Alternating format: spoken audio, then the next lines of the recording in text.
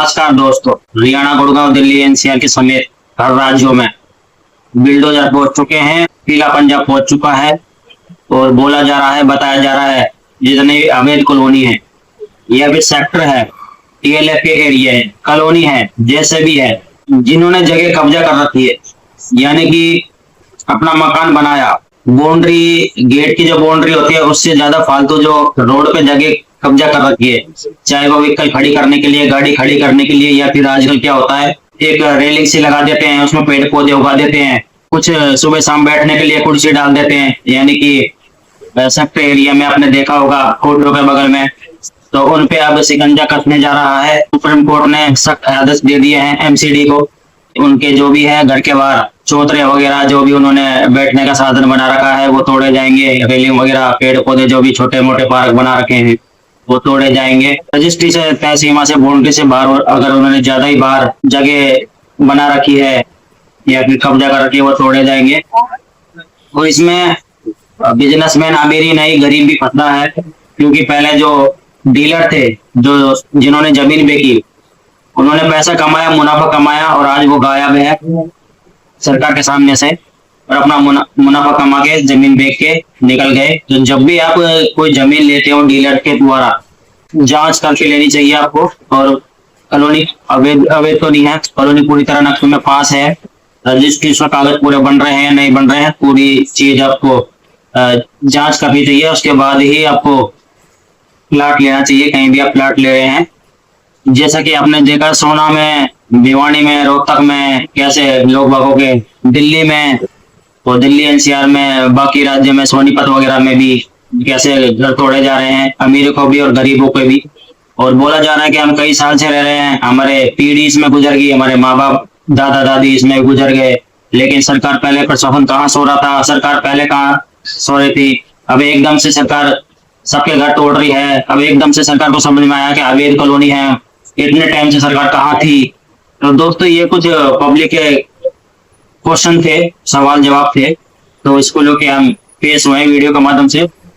नहीं अपडेट नहीं को नोट देंगे, आपको पता ही है तब हम आते रहते हैं बीच बीच में, ऐसे प्यार सम्मान हमें मिलता रहता है। इसमें कुछ सरकार की बात करेंगे और पब्लिक के मुद्दे की बात करेंगे, क्योंकि हम हर आम इंसान का भी सवाल जरूरी है, विपक्ष जरूरी है, क्योंकि कोई भी सरकार हुई भविष्य में सरकार, हालांकि सरकार तो ये कह रही है कि भविष्य में इलेक्शन हो ही ना, खाली एक ही सरकार है। एक सरकार रहने से क्या होता है कि आप के साथ कल को क्या होता है, आपके सुनने वाला कोई रहे या ना रहे, आपका विपक्ष रहे ना रहे, आपके पार्लियामेंट में या फिर सरकार में, सुप्रीम कोर्ट में कौन मुद्दे उठाएगा आम इंसान के, जो भी है। तो इसलिए हमेशा दो तीन पार्टी रहना जरूरी है, ताकि व्यक्ति जो इंसान है वो अपना अदल बदली कर सके सरकार को, अगर सरकार ठीक काम नहीं कर रही है, कोई भी सरकार हो। पब्लिक के द्वारा जो बोला जा रहा है कि आप घर तोड़ रहे हो, लोगों के चौतरे वगैरह, गेट वगैरह जो भी कब्जा हुआ, जो जगह है घर के बाहर जिन्होंने घेर रखी है, तय सीमा से ज्यादा घेर रखी है, यानी कि रजिस्ट्री से ज्यादा घेर रखी है, गाड़ी घोड़े खड़ी करने के लिए या फिर बैठने के लिए, वो सब तोड़े जाएंगे। लेकिन जो अमीर लोग हैं, जो बिजनेसमैन लोग हैं, जो ज्यादा कमाते हैं, कारोबार उनका मोटा है, उनका तो सरकार तोड़ रही है, लेकिन गरीब को क्यों तोड़ रही है? गरीब का जो है एक छोटा सा घर जो है वो क्यों उजाड़ा जा रहा है, और गरीब जाएगा तो जाएगा क्या? बोला जा रहा है कि कमाने के लिए कोई मना नहीं कर रहा है, लेकिन रोड पे आप खड़ा नहीं हो सकते, सरकार की जमीन पर खड़े नहीं हो सकते, गवर्नमेंट की जमीन पर खड़े नहीं हो सकते, अपने दुकान रेंट पे लो, वो इसके बाद कमाओ खाओ। लेकिन आप समझ सकते हैं कि रेंट पे हर कोई नहीं ले सकता, तो इतनी कमाई है नहीं। जो भी इनका छोटा कारोबार है, रोड पे जो भी, फुटपाथ पे जो भी चलता है।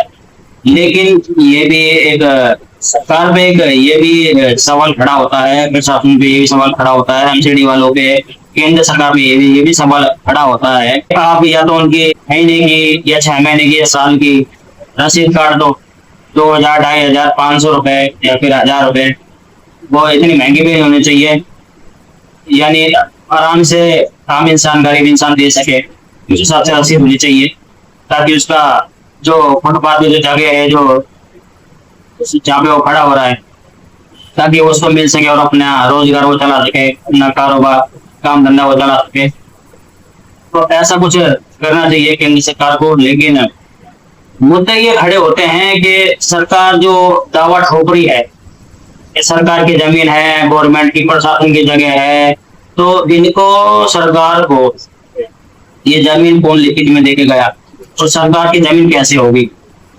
क्योंकि ये जमीन तो पहले के टाइम पे जैसे कि राजा महाराजा थे जो देश को आजाद करा के गए हैं, जो अखंड भारत बना के गए हैं, ये तो उस टाइम की जमीन है। लेकिन सरकार को कौन लिखित में देके गया और सरकार की जमीन कैसे हो गई? आज ये बड़े बड़े पहाड़ काट के वहां पे फैक्ट्री लगा रहे हैं, बिजनेसमैन वगैरह इसमें मिले हुए हैं, सब कुछ सरकार वगैरह पर वगैरह सब कुछ केंद्र सरकार वगैरह सब इसके अंदर मिले हुए हैं।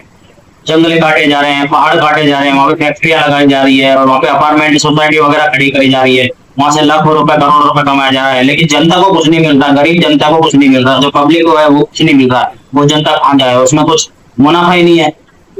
वो तो अमीर लोग जो फैक्ट्री लगा रहे हैं, जो अपार्टमेंट बगा रहे हैं, जो कंपनी जो सोसाइटी अपार्टमेंट बगा रही है, तो उनको फायदा हो रहा है। करोड़ों करोड़ों रुपए का वो फ्लैट बेचेंगे, उसमें जो भी डीलर होंगे, बिजनेसमैन वगैरह होंगे। तो कैसे आप हो गया केंद्र सरकार का, जैसे कि कोई भी जगह सरकार अपने दावा ठोके कहने की सरकारी जमीन है, कैसे सरकार को कौन दे के गया, लिखित में कौन दे के गया? या तो सरकार जैसे कागज मांग रही है जनता से, जैसे लोगों का घर तोड़े जा रहे हैं, घरों के बाहर जमीन तोड़ी जा रही है, गरीबों का घर तोड़े जा रहे हैं, उनसे जो पक्के कागज मांग रहे हैं, रजिस्ट्री मांग रहे हैं, नक्शा पास मांग रहे हैं, तो सरकार भी तो दिखाए कि तुम्हें तुम्हारे नाम ये जमीन जायदाद कौन करके गया, ये जगह तुम्हारे नाम कैसे करके गया, जो भी पहाड़ है, जंगल है, जिस तरह की सड़कें हैं, ये तुम्हारे नाम कौन करके गया, लिखित में कौन देकर गया?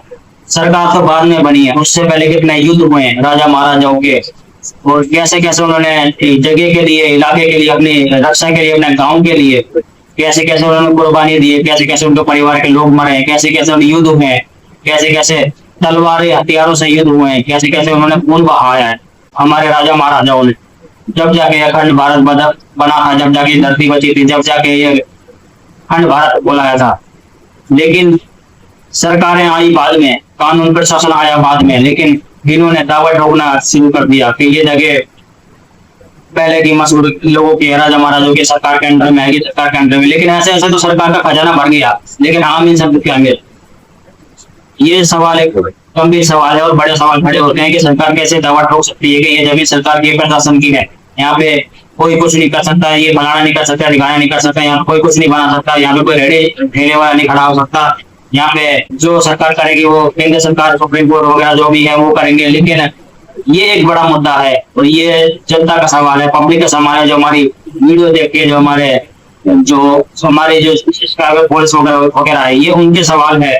तो कृपया इस पे आशा है कि सवाल जवाब जल्दी मिल जाएंगे और जैसे लोग बागों तक वीडियो पहुंचेगी, जैसे हमारे मुद्दे लोग बागों तक पहुंचेंगे, हर किसी के बस की किराया भरना नहीं होता। यानी कि सीधी सी बात है, उन्होंने इतने साल लगा दिए, लाखों रुपए, हजारों रुपए मकान में लगा दिए, लेकिन गरीब जाएगा क्या? कि गरीब जाए तो जाए कहाँ? ऐसे ही लगातार घर टूटते रहे, उनके घर छीनते रहे और इतनी पब्लिक बढ़ जाएगी कि लोगों को कमरे तक मिलने मुश्किल हो जाएंगे, वो मजबूर हो जाएंगे एक तरीके से किराए पर रहने के लिए। क्योंकि अभी ऑफिशियल जो अनाउंसमेंट हुई थी सरकार की, जैसे कि बीपीएल नागरिकों के लिए या गरीबों के नागरिकों के लिए सभी सरकार फ्लैट देने जाएगी या फिर प्लाट देने जाएगी, उसमें तो कुछ पैसे सरकार भरेगी, कुछ पैसे व्यक्ति को देने पड़ेंगे। तो ऐसा अभी कुछ है नहीं है, लेकिन भविष्य में होगा या नहीं होगा कुछ अता पता है नहीं है, लेकिन अभी तक तो कुछ पता नहीं है।